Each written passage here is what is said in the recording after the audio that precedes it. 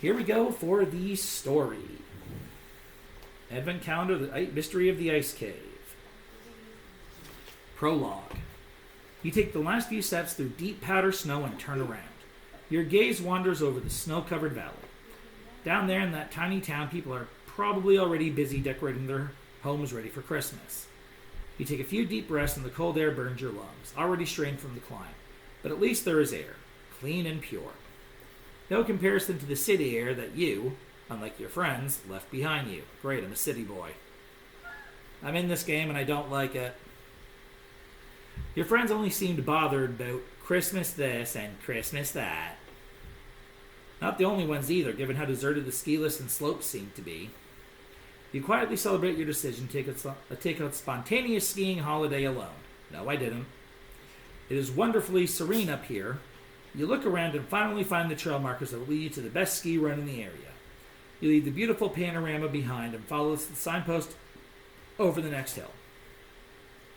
As you strap your skis under your boots, it suddenly becomes strangely dark. Deep gray clouds have gathered over you and threatened to block out the daylight.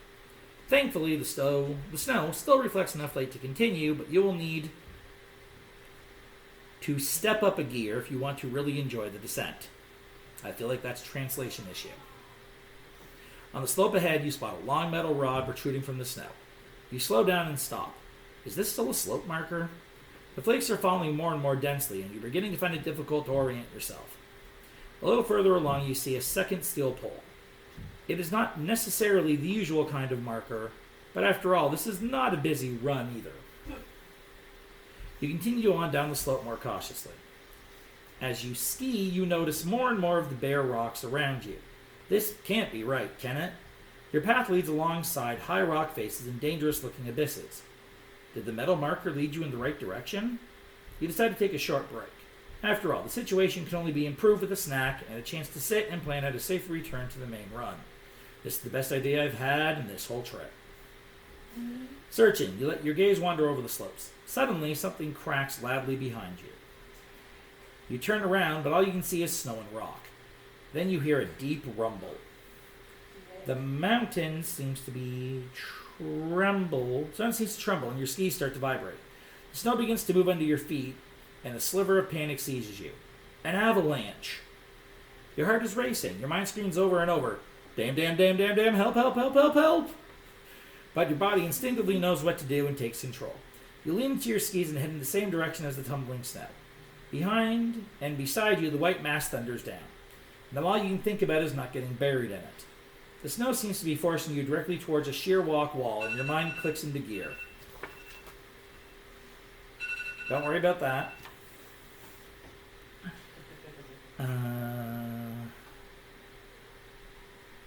Yeah, you have to change course right now, otherwise you will be crushed between the snow and the rocks.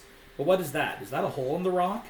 You feel a glimmer of hope, and twisting your body around with all your might, you dive into the alcove and feel the push of snow forcing you deeper inside. Then the world turns black before your eyes. Oh good, at least that one's saying it now. Damn, this is a long story.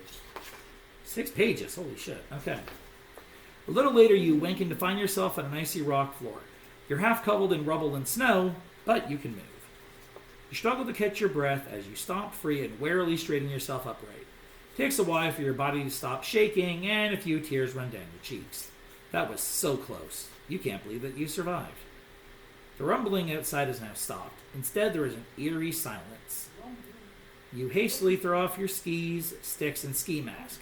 You grab your mobile phone from the inside pocket of your jacket, but there is no reception, and you don't have a transmitter, because of course.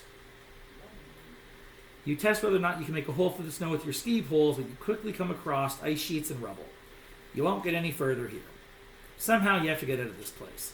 By the time you are missed and someone finds you here in the avalanche, you will have long since starved to death. I don't think so.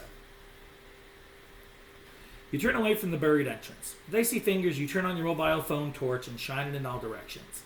What you thought was a niche in the rock seems more like a corridor. You trace your fingertips along the wall. They are particularly smooth and even. A few meters in front of you, the passage opens to a larger cave. The light of your torch doesn't go very far, and stalagmites and stalactites throw shadows across the cave. You try to recall the name for stalactites that have grown into one another, of which there are also a few here, but you just can't think of it. That's because I didn't know it in the first place. You are slowly regaining some of your optimism. There is an entrance right there. Might there also be an exit? You decide to explore the cave as systematically as possible and start to move forward.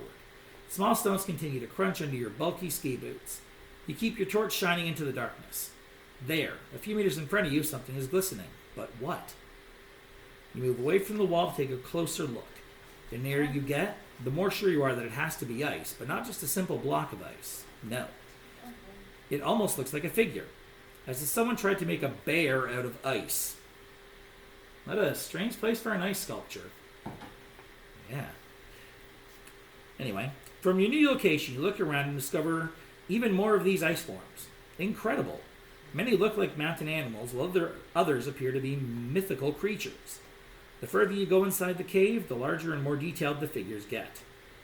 Wild theories run through your head. Was there once an exhibition here? This would be a very strange place for it. Perhaps an eccentric artist stores their sculptures in the cave. What is far more important is that someone has already been in this cave before you. So it is quite possible there is another exit here too. It is a bit scary, however, to be observed by the silent eyes of ice, and you want to hurry to the other end of the cave.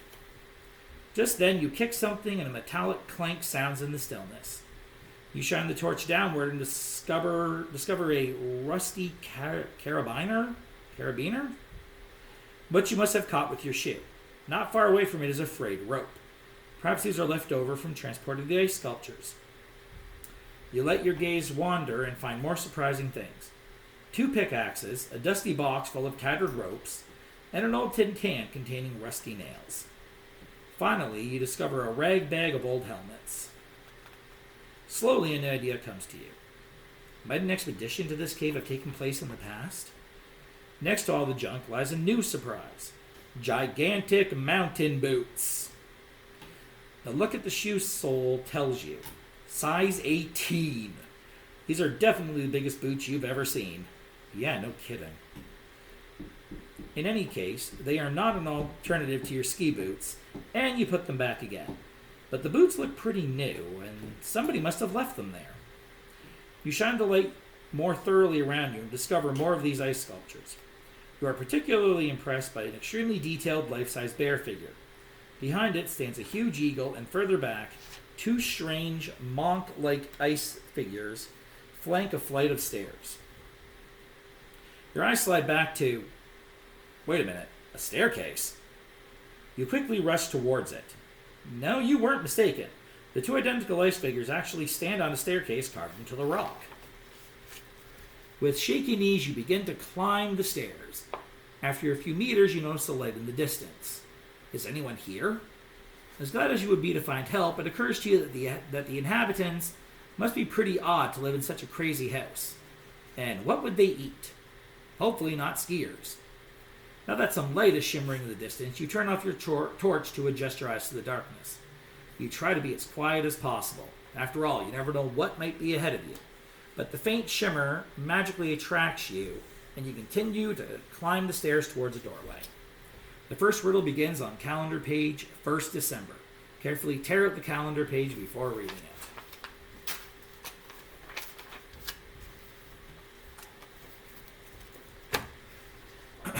1st December. You walk up the last steps of the stone staircase. Pressed against the wall, you peer into the room in front of you. The cave glimmers with a ghostly blue light. You wait for a second, but since you hear nothing there, you venture further. Behind a stack of nailed-shut wooden boxes, you spot a large metal grate. An exit! You immediately hurry towards it, but after a good shake, you can tell it will not open easily. Then you discover a strange-looking lock. You focus your torch on the lock for a closer look, so apparently I turned that back on. It is a combination lock, but what code opens it? There is also a small piece of paper caught in the lock, which of course you read through immediately. At first, you don't know what to do with the strange clue. You let your eyes wander. Next to the boxes, there are all kinds of other things strewn around. You actually find some matches that you use to light a few candles. You can now put your phone away again. You look at the other objects that are lying around this supposed warehouse. Several of the objects still look relatively usable and could be of help to you. And of course, the mysterious artist also left a few ice sculptures behind. Especially striking is a gigantic ice swan perched in an alcove. You take another look at the clue on the mysterious note. Is there anything else on here that will help you determine the correct number code? Now open door 1. Behind it, you will find one riddle card, A, and one swan strange item card. Nope, wrong. Oh, this is open the other way. Interesting. Nothing on the inside of the door. Put the riddle card and things away for now.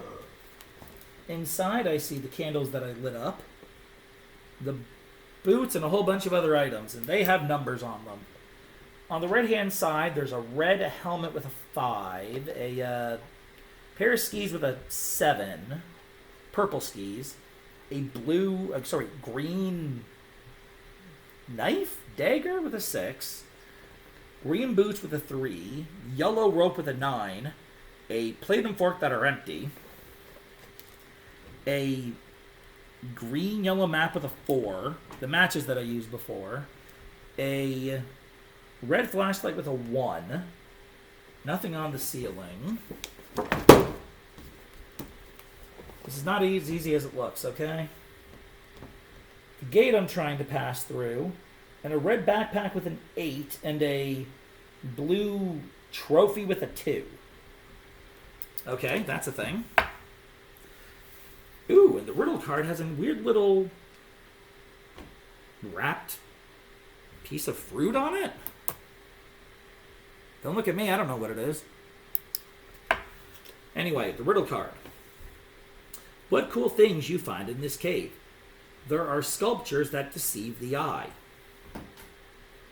The items in the room help you crack the code from left to right.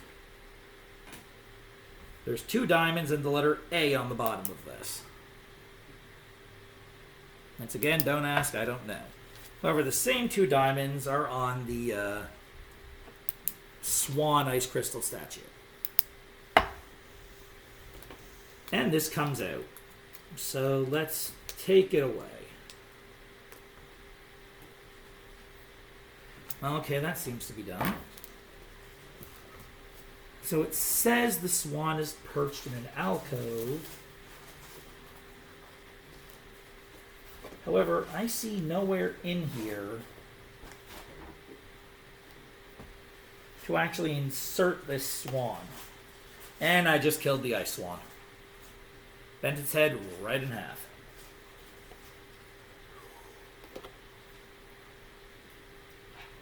Is that? No, that's just a cardboard box. So, where am I supposed to put this swan?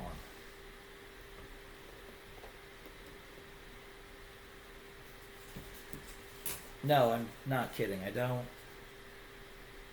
see an alcove or anything that this swan should be going in.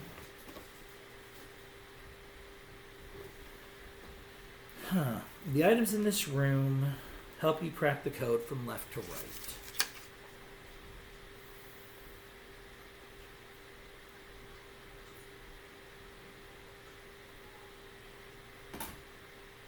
Again, no, just not sure. So mysterious artist.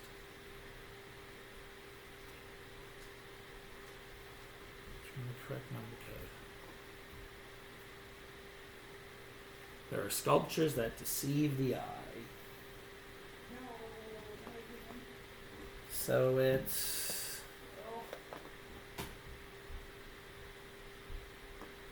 expecting me to use the sculptures to figure out things, which is all fine and dandy.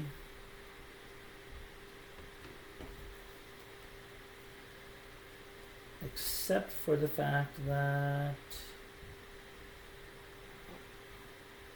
Well, it's a bad start already, because I can't figure out what they want me to do with these sculptures. Like I said, I see nowhere to place this swan so that I can actually do something with it.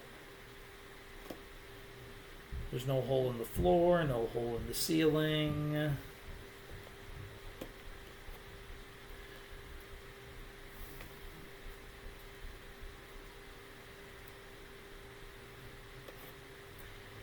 And like I was saying, I do not see where this alcove it is pretending to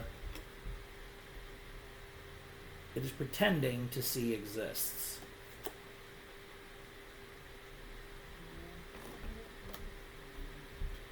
So I'm off to a great start already. First clue, please. Because I'm genuinely not seeing where I'm supposed to be putting this stupid bird.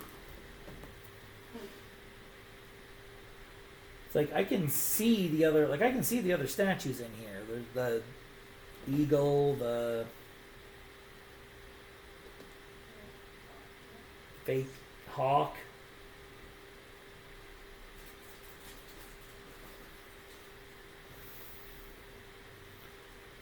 And what looks more like a badger than a bear, but I'm not sure.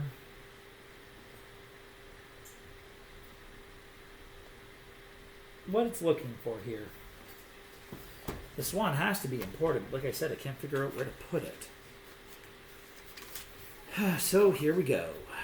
Clue 1.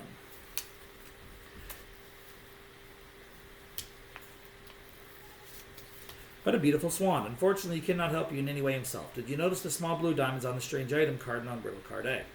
What could that all be about? Of course I noticed them. And that is the reason why I can't put up the... That's the reason why I can't put him anywhere in the room. I need to put the swan where he is on the Riddle card.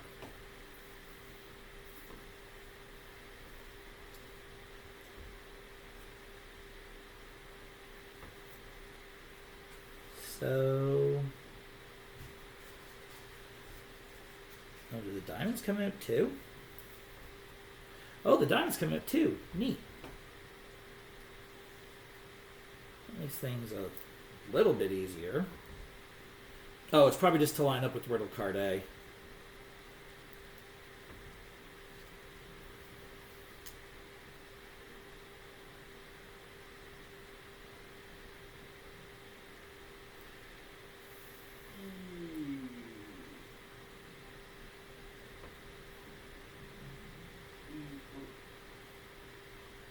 Find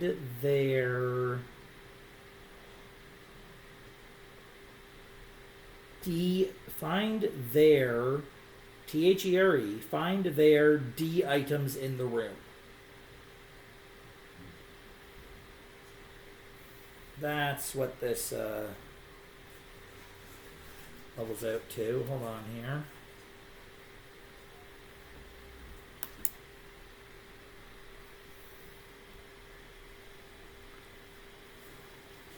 So find their D items in the room.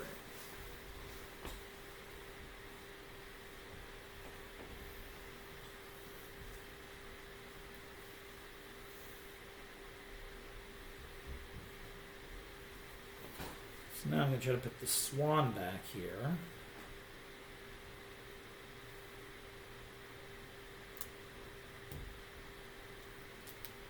Now I'm going to remove it and see if that helps any.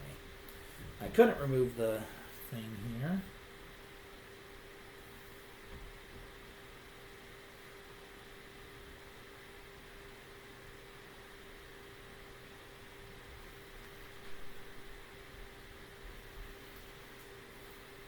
Find there. T-H-E-R-E.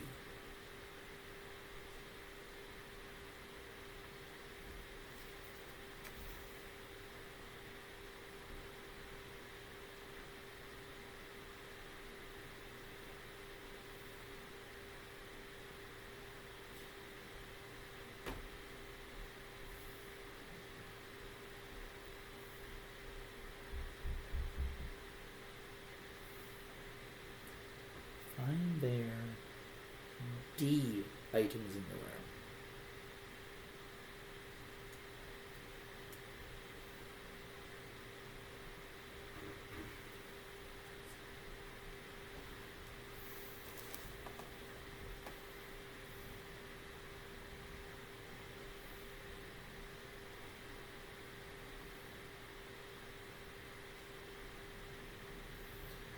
Goblet, flashlight.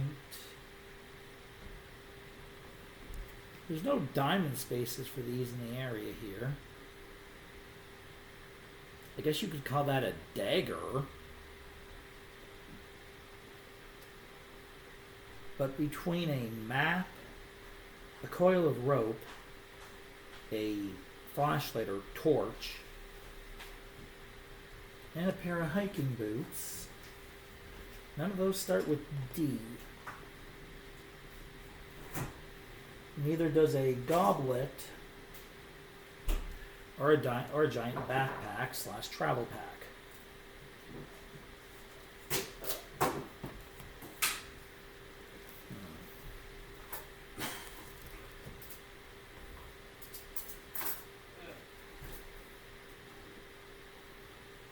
Look, I know it's New Year, but I'm not this dumb.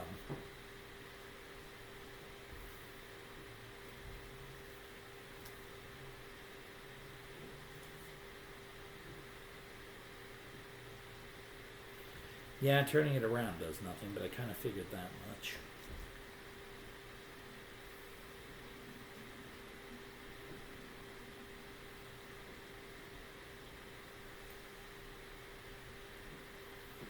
Yeah.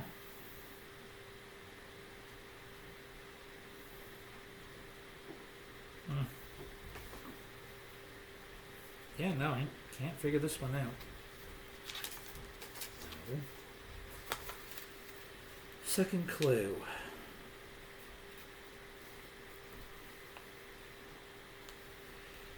Have a look at what's left and you remove the swan from the die-cut sheet. You can also press up the small diamonds. You may then need to place the strange item card on the holes where the diamonds were, directly on top of the diamonds on Riddle card A. Yeah. Like I said, find their D items in the room.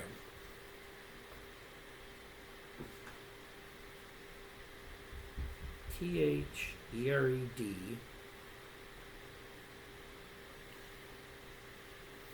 Like, yeah, no kidding here.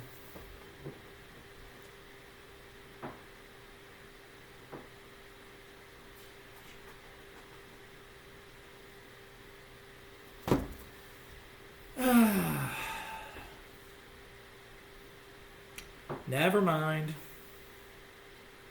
Never mind. I'm an idiot.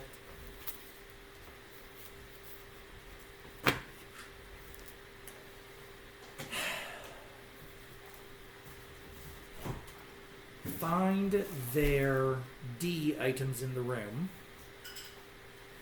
is actually find the red items in the room.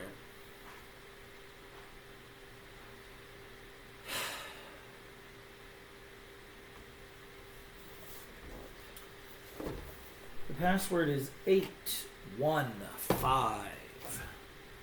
Because the riddle card does say from left to right. Let's just double the difficulty and I'm already failing. This sounds about right to me.